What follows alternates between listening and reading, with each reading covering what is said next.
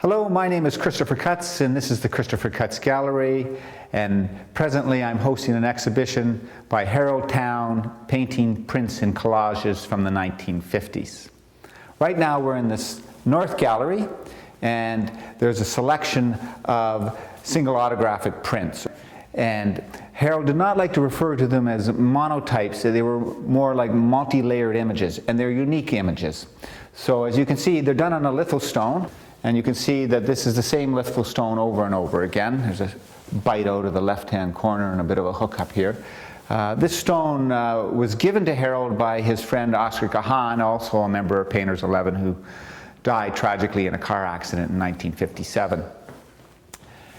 Now, just a quick 101 on lithography. Lithography works on the antipathy of water and grease.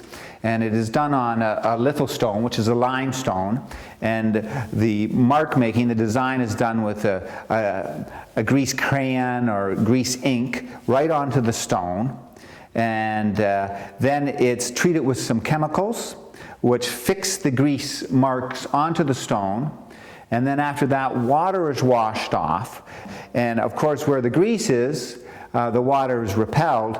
And where there is no grease, the water happily sits there on the porous limestone. And then litho ink is grease base. And when the litho ink is put on, it adheres to the grease marks. And of course, is repulsed where all the water is layered. So that, and then it is passed through a press. And that's what is the initial first passage of these prints, is run through that. But then also, while the ink was wet, Harold, like in the case here, he took a comb and dragged it through it. He's worked directly onto it. In other instances, like over here, there's collage work. He also would wipe off the imagery and redo it again and run another pressing. Sometimes there may be multiple layers, but they are unique imageries. They're done one time, worked over many, many more times, and then the stone is washed off and starts all over again. These three here are from the mid-50s, and they have a certain wonderful playfulness, as you can see. If you move a little bit over here, this is starting to get into 56. They become a little denser, multiple layers, but a lot of the collage elements are still at play. You can see collage over here. All of these paper things are collaged right in here. I find this very interesting, this particular piece here, because what you see is sort of this negative space. So he'd obviously put a collage element on here and run it through the stone, and then he pulled it off. And you can see over here where he pulled it off, there's a piece of paper here, so it ripped off. So he left that collage element in there.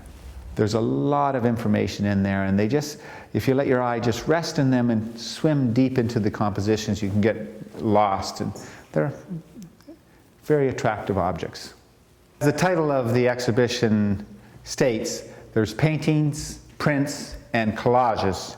And right now we're looking at a collage from 1958-59 called The Architect's Dream. And a couple of things I just wanted to point out. Harold was a master at collage work. He did wonderful things, quite eccentric. The compositions always came out very comfortable, very balanced. What we see here is the remnant of one of his single autographic prints that he's used in collage. Over here is all masking tape, which he's cut up and jigsawed together, all this wonderful motion in here. Then he's obviously done some sort of varnish to adhere it here. There's little drawing. These are all little pieces of paper that have done kind of little hash marks, little strokes with his pen, and then he's put them here as well in this wonderful layering pattern. Kind of a little eccentric drawing over here. The drip here. Architect's Dream is the only collage that we're presently exhibiting in the show, but it's a beauty, as you can see. Okay, we're now in the South Gallery, where there's a selection of wonderful paintings, all from the 1950s.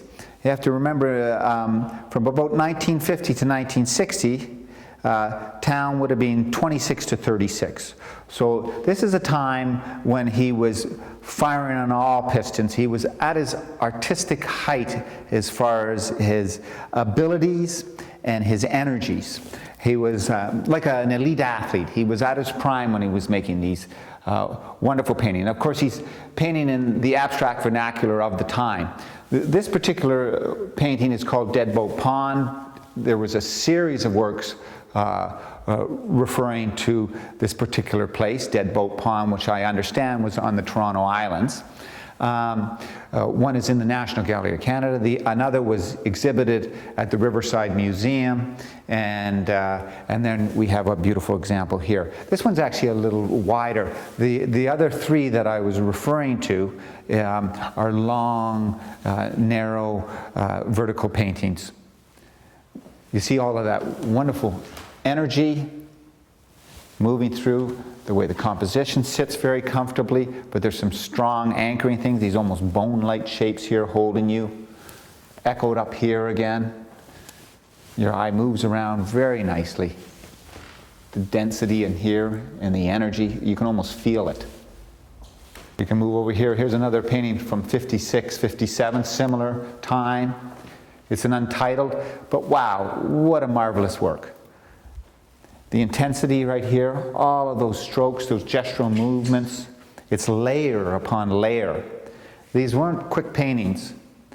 And as I stated, there's a lot of confidence in this work, and you can see how it's played itself out.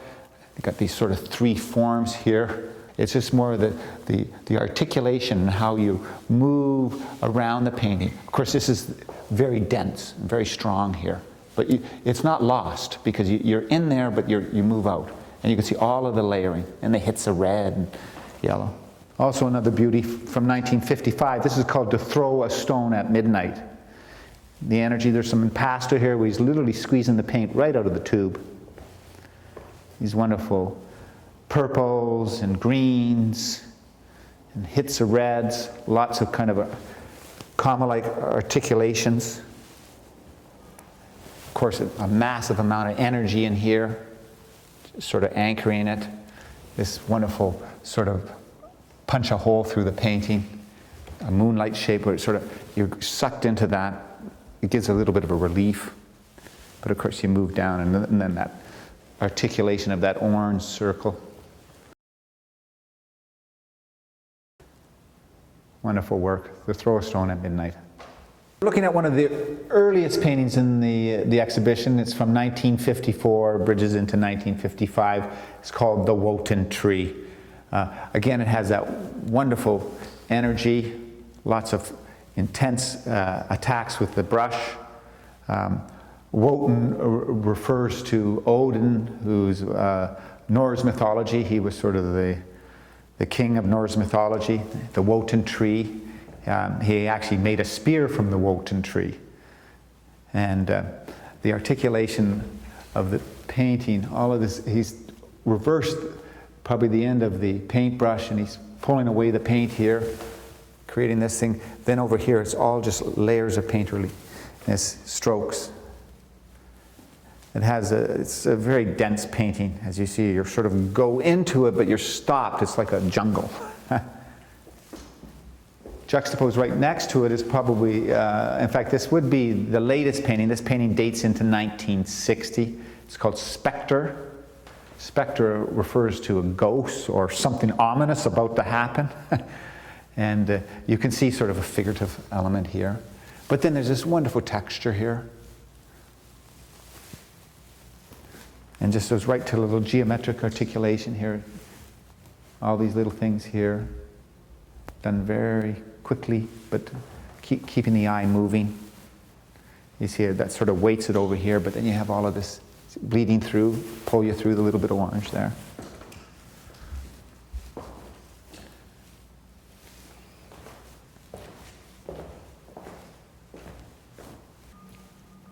The painting we're looking at now is called Atlantis. It's also a later one. It's 1959 to 1960.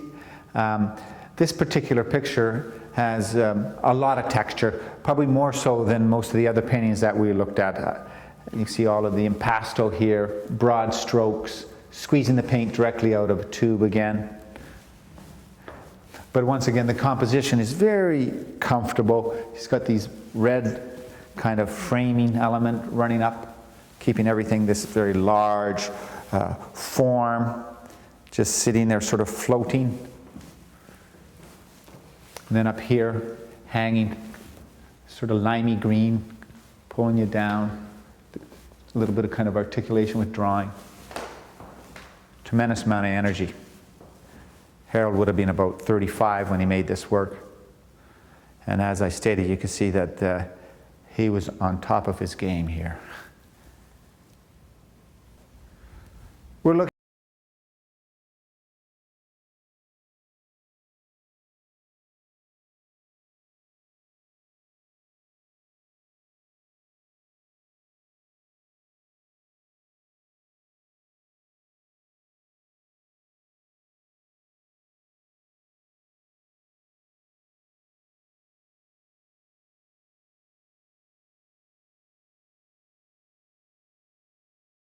passageway, as you can see, a doorway, and it is a doorway to the sun, to a new day perhaps, to morning.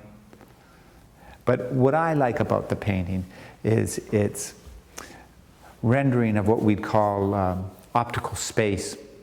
In abstract painting, what you have is when you have colors like warmer colors, they advance towards you, where cooler colors recede. Where you can see here in these yellows and oranges sort of sit on top of the surface, but they pulse. And then of course, these are cooler colors. Now, but there's a little bit of a trick being played here because of couching it like this. So you get this sort of, like a doorway, a passageway, and then you're looking through it. So you get this idea that you're looking through, but nevertheless, because of the intensity of the chroma, it sort of pops out. And that's why I like to refer to the painting as emanating. It's its own light source. And it glows. It's just an absolutely exquisite painting. That was painted in 1955. And if we just look over here, we'll see another painting from probably 1956. It's an Untitled, and another exquisite work. You can see all the layering. That's another way that optical space is created, is by layering. You see things that are on top of one another. It's important to make the distinction between an optical or perceived space to a tactile space. In a traditional landscape painting, if someone was to paint me and I had my hands in front of the rest of my body, you'd know that there's this rendering of space. Of course, it's an illusion. All space is illusory on a painting because it's a two-dimensional surface, but you get this idea. Or the traditional way is the one-point perspective to create. That's a tactile space. But what you see here in an abstract painting is, of course, you had a composition that moves all around this way, but it also breathes, and that's what they call an optical space. It's done in the ways that I've articulated to you, layering and colors. Cool colors receding, warm colors advancing.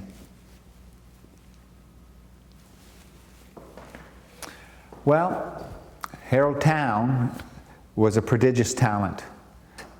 He was prolific, he was a hard worker, and he was gifted.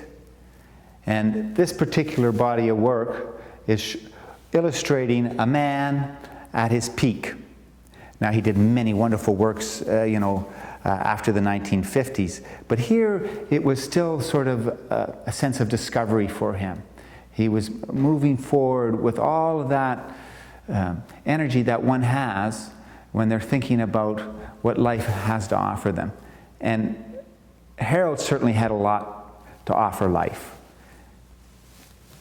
And you can see from these paintings that we've taken a quick look at, or the SAPs, the single autographic prints, that he was just getting started, and the art world is a richer place as a result of that.